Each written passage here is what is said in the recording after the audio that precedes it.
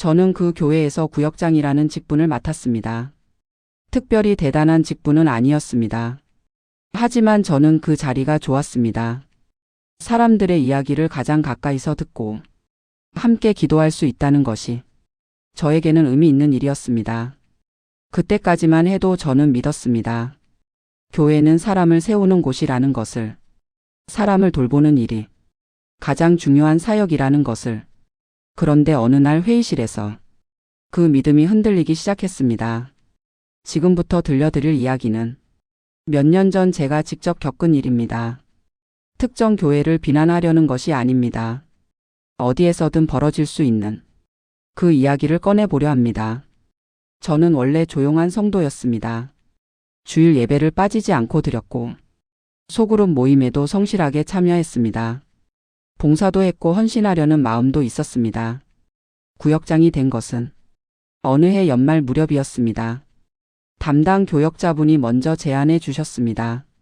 저는 잠시 망설였습니다. 잘 해낼 수 있을지 자신이 없었습니다. 그럼에도 받아들인 이유는 하나였습니다. 사람들의 이야기를 가까이서 듣고 함께 기도할 수 있다는 것. 그 자리가 의미 있을 것 같았습니다. 처음 한 해는 어색했습니다. 구역 모임을 준비하는 일도 낯설었고 성도들에게 먼저 연락을 드리는 것도 쉽지 않았습니다. 기도 인도를 어떻게 해야 할지 몰라 전날 밤 혼자 연습하기도 했습니다. 말씀 나눔을 준비하면서 몇 번이고 다시 읽기도 했습니다. 그래도 그 시간들이 좋았습니다. 모임이 끝나고 집으로 돌아가는 길에 뭔가를 함께 나눴다는 감각이 남았습니다.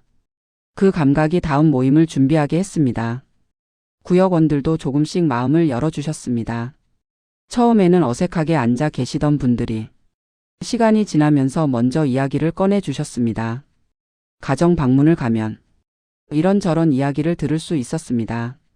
자녀 걱정, 건강 문제, 직장 스트레스, 말로 꺼내기 어려운 이야기들을 조심스럽게 나눠주시는 분들도 있었습니다. 저는 그 이야기를 들으며 기도했습니다. 그분들의 삶이 조금이라도 나아지기를 진심으로 바랐습니다. 구역장이라는 자리가 단순히 행정 단위가 아니라 사람과 사람을 연결하는 자리라는 것을 그때 처음 실감했습니다. 숫자가 아니라 사람이었습니다. 출석 여부가 아니라 마음이었습니다. 관리가 아니라 관계였습니다. 그 믿음으로 몇 년이 흘렀습니다. 그 사이 구역 안에도 변화가 있었습니다. 새로 오시는 분도 있었고 이런저런 사정으로 발걸음이 뜸해지는 분도 있었습니다. 그런 흐름은 자연스러운 것이라고 저는 생각했습니다. 그런데 그분이 떠났을 때는 달랐습니다. 그분은 오래된 성도였습니다. 헌신도 많이 하셨고 교회 안에서 존재감도 컸습니다. 헌금도 많이 하셨고 여러 봉사에도 오랫동안 함께 하셨던 분이었습니다. 처음에는 모임에 한두 번 나오시지 않았습니다. 그 다음엔 연락이 잘 되지 않았습니다. 조심스럽게 연락을 드려봤지만 바쁘다는 짧은 답만 돌아왔습니다. 그리고 몇 달이 지났을 때 다른 교회로 등록하셨다는 소식이 들렸습니다. 마음이 무거웠습니다. 더 일찍 다가갔어야 했는지, 뭔가를 놓친 건 아닌지 스스로를 자꾸 돌아봤습니다. 나중에야 조금씩 알게 된 것이지만 그분은 오랫동안 지쳐 계셨던 것 같았습니다. 공동체 안에서 쌓인 것들이 있었고 개인적인 어려움도 있으셨습니다. 그 이야기를 들었을 때 더 먼저 알아차리지 못한 것이 미안하고 안타까웠습니다. 그런데 그 일이 회의 안으로 들어오면서 분위기가 달라지기 시작했습니다. 그날 회의는 담임 목사가 직접 주재했습니다. 기도로 시작됐습니다. 말씀 한 구절을 읽고 솔직하게 이야기해보자는 말로 문을 열었습니다. 저는 그 자리에 앉아 노트를 펼쳤습니다. 그런데 회의가 시작되고 10분도 지나지 않아 이런 생각이 들었습니다. 지금 나는 교회에 앉아 있는 걸까? 아니면 실적 보고에 들어온 걸까? 보고는 숫자부터 시작됐습니다. 이번 달 인원 변동, 빠진 사람 수, 이동 이유. 그 흐름에서 그분의 이름이 나왔습니다. 다른 교회로 옮기셨다는 이야기였습니다. 그 순간 분위기가 바뀌었습니다. 왜 놓쳤느냐는 말이 나왔습니다. 구역장 몇 년 했느냐는 말도 나왔습니다. 그 정도 했으면 관리가 돼야 하지 않느냐는 말도 이어졌습니다. 관리. 그날 회의에서 가장 많이 들은 단어였습니다. 저는 설명하려 했습니다. 그분이 지쳐 계셨다는 것을, 공동체 안에서 쌓인 것들이 있었다는 것을, 개인적인 어려움이 있으셨다는 것을. 그런데 그 설명은 변명으로 들렸습니다. 그러니까 그걸 왜 먼저 알아채지 못했느냐는 것이었습니다. 틀린 말은 아니었습니다.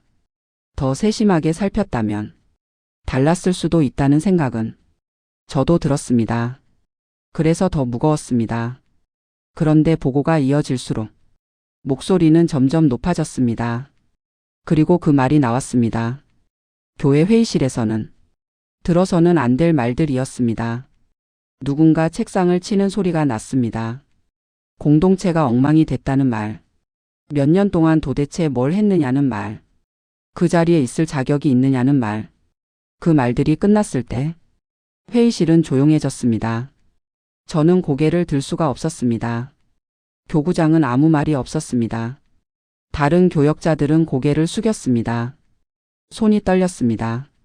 저를 향한 말만이 아니었습니다. 그 자리에 앉아있던 모든 사람을 향한 말이었습니다. 그리고 그 말들은 회의록에 남지 않았습니다. 하지만 사람의 마음속에는 남았습니다. 모욕은 크게 소리치지 않아도 어딘가에 박힙니다. 그날 그 말들이 그랬습니다. 집으로 돌아오는 길에 아무 말도 하고 싶지 않았습니다. 차 안에서 한참을 멍하니 앉아 있었습니다. 시동을 걸지 못한 채로 그냥 그 자리에 있었습니다. 무언가를 잘못한 것 같은 느낌과 무언가 잘못된 것을 본 것 같은 느낌이 동시에 밀려왔습니다. 그 두 감각이 뒤섞여서 무엇을 먼저 정리해야 할지 알 수가 없었습니다. 구역장으로서 더 잘했어야 한다는 것. 그건 저도 돌아보고 싶은 부분이었습니다. 하지만 그 방식이 맞는가? 그 자리에서 그 말이 맞는가? 그건 다른 문제였습니다. 그날 이후 며칠 동안 그 회의실 장면을 자꾸 떠올렸습니다. 얼어붙은 공기, 고개를 숙인 사람들, 아무 말도 하지 않은 교구장. 누군가 반응했어야 하지 않을까? 그 자리에서 누군가가 이건 선을 넘은 것이라고 말해줬어야 하지 않을까? 하지만 아무도 말하지 않았습니다. 저를 포함해서 그 침묵이 오래 마음에 남았습니다. 회의 후반부에는 재정 보고가 나왔습니다. 그 흐름에서 나온 말이 있었습니다. 중요한 분들의 관리 상황은 어떻느냐는 것이었습니다. 중요한 분들. 우리는 그 말이 무엇을 뜻하는지 알고 있었습니다. 헌금을 많이 내시는 분들이었습니다. 그분들의 케어는 철저히 해야 한다고 했습니다. 그분들이 빠지면 타격이 크다고 했습니다. 특별히 챙겨야 할 사람이 따로 있다는 말도 나왔습니다. 그 말이 제 귀에 박혔습니다. 마음속으로 물었습니다. 그러면 조용히 신앙을 지켜온 분들은 덜 중요한 건가요? 말없이 자리를 지켜온 분들은 챙길 필요가 없는 건가요? 우리는 지금 영혼을 이야기하는 걸까요? 아니면 중요한 사람을 가려내는 걸까요? 그 질문을 그날 꺼내지 못했습니다. 분위기가 허락하지 않았습니다. 또 다른 말을 들을까봐. 괜히 이상한 사람처럼 보일까봐. 입을 닫았습니다. 그리고 그 입을 닫은 것이 한동안 저를 불편하게 했습니다. 회의는 계속 숫자로 흘렀습니다. 지난달 대비 감소율, 유지율, 정착률, 결과를 봐야 한다는 말이 나왔습니다. 그 말이 틀렸다고는 할 수 없습니다. 공동체를 운영하려면 현실을 봐야 하는 것도 사실입니다. 하지만 그날 저는 점점 작아졌습니다. 한 사람이 교회를 떠났을 때 우리가 먼저 물은 것은 그 사람의 아픔이 아니었습니다. 왜 관리에 실패했는지를 먼저 물었습니다. 그 순간 처음으로 생각했습니다. 이곳에서 사람은 어디에 있는 건가? 저는 그날 이후 회의실 안에서 제가 무엇인지 헷갈리기 시작했습니다. 사역자인지, 성과를 증명해야 하는 직원인지, 소명을 따라 온 자리인지, 숫자를 채워야 버틸 수 있는 자리인지. 그 혼란은 생각보다 오래 이어졌습니다. 그날 이후로 회의 분위기도 달라졌습니다. 발언이 줄었습니다. 눈치를 보기 시작했습니다. 예전에는 자유롭게 이야기하던 자리가 어느 순간부터 조심스러운 자리가 되어 있었습니다. 누군가는 의견을 꺼내다 멈추는 일이 생겼고, 누군가는 보고 전에 어떻게 말할지를 미리 계산하는 것처럼 보였습니다. 분위기가 그렇게 되면 솔직한 이야기는 사라집니다. 문제가 있어도 말하기 어렵고, 어려움이 있어도 꺼내기가 힘듭니다. 그것이 공동체에 좋을 리 없었습니다. 그리고 얼마 지나지 않아 한 교역자가 조용히 말했습니다. 더는 못하겠다고. 심리적으로 버티기가 어렵다고. 그분은 몇 달 후 자리를 떠났습니다. 쌓임 이유는 개인 사정으로 기록됐습니다. 하지만 그 자리에 있었던 사람들은 알고 있었습니다. 그날 이후 무언가가 금이 갔다는 것을. 또 한 분도 조용히 물러났습니다. 누가 잘못해서라기보다 이 구조가 너무 숨이 막힌다고 했습니다. 저는 그 말을 들으며 많은 것을 느꼈습니다. 숨이 막힌다는 말. 그게 그분만의 이야기가 아니었기 때문입니다. 저도 그 시간 동안 비슷한 것을 느끼고 있었습니다. 어느 순간부터는 재정과 운영이 어떻게 이루어지는지도 궁금해지기 시작했습니다. 우리가 이렇게까지 숫자를 말하는 이유가 무엇인지, 결정은 어떻게 내려지는지, 누가 무엇을 알고 있는지. 하지만 누구도 설명하지 않았습니다. 그저 믿고 따라오라는 분위기였습니다. 저는 그날 이후 믿음과 질문 사이에서 오래 흔들렸습니다. 질문을 하면 불신앙처럼 여겨질까봐, 따라가지 않으면 문제 있는 사람처럼 보일까봐 그 두려움이 입을 닫게 했습니다. 그리고 그 침묵이 공동체 안에 쌓여갔습니다. 침묵은 동의가 아닙니다. 하지만 공동체 안에서 침묵은 동의처럼 읽힙니다. 아무도 이의를 제기하지 않으면 그 방식이 옳은 것처럼 굳어집니다. 아무도 다르게 말하지 않으면 그것이 유일한 답인 것처럼 자리를 잡습니다. 저는 그 침묵이 쌓이는 과정을 가까이서 보았습니다. 한 명이 말을 아끼기 시작하면 다른 한 명도 조심해집니다. 그리고 얼마 지나지 않아 회의실 전체가 조용해집니다. 겉으로 보면 질서 있는 회의입니다. 하지만 그 안에서 진짜 이야기는 사라지고 있습니다. 저는 남았습니다. 떠나는 것이 맞는지, 남는 것이 맞는지 매일 고민했지만 결국 자리를 지켰습니다. 떠나는 것도 쉽지 않았습니다. 이 공동체 안에 제가 사랑하는 분들이 있었고 함께 나눈 시간들이 있었습니다. 그것을 두고 가는 것이 맞는 것인지 확신이 서지 않았습니다. 그래서 남았습니다. 하지만 예전과는 달랐습니다. 구역 모임을 준비하면서도 마음 한편에 무언가가 걸려 있었습니다. 함께 기도하면서도 그날 회의실이 자꾸 떠올랐습니다. 신앙과 구조가 충돌하는 느낌.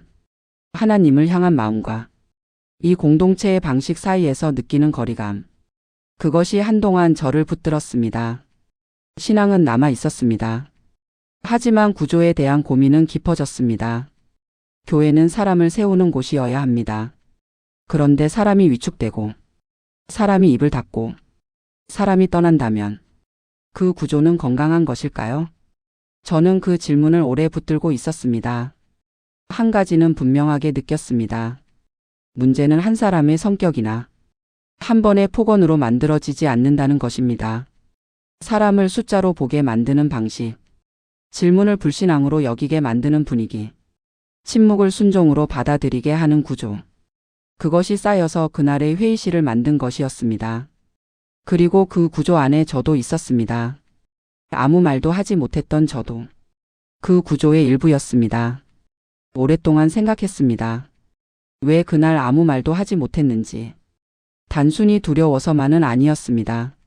저도 그 구조 안에서 너무 오래 있었기 때문입니다. 질문하지 않는 것이 신앙처럼 느껴지는 분위기. 따르는 것이 순종처럼 여겨지는 환경. 그 안에 너무 오래 있으면 스스로도 모르는 사이에 그 기준이 자신의 것이 되어 버립니다. 저도 그랬습니다. 그날 회의실에서 욕설을 들었을 때 화가 났지만 동시에 내가 뭔가 잘못한 건 아닐까 하는 생각이 먼저 들었습니다. 그 반응의 순서가 이미 무언가를 말해주고 있었습니다. 건강한 공동체라면 그 순서가 달랐어야 했습니다. 저는 아직도 교회를 사랑합니다. 그래서 더 묻고 싶습니다. 우리는 영혼을 사랑하는 공동체입니까? 아니면 성과를 관리하는 조직입니까?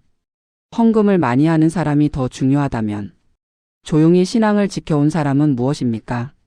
관리에 실패했다고 질책받는 자리에서 우리는 어떤 교회를 꿈꾸고 있었습니까?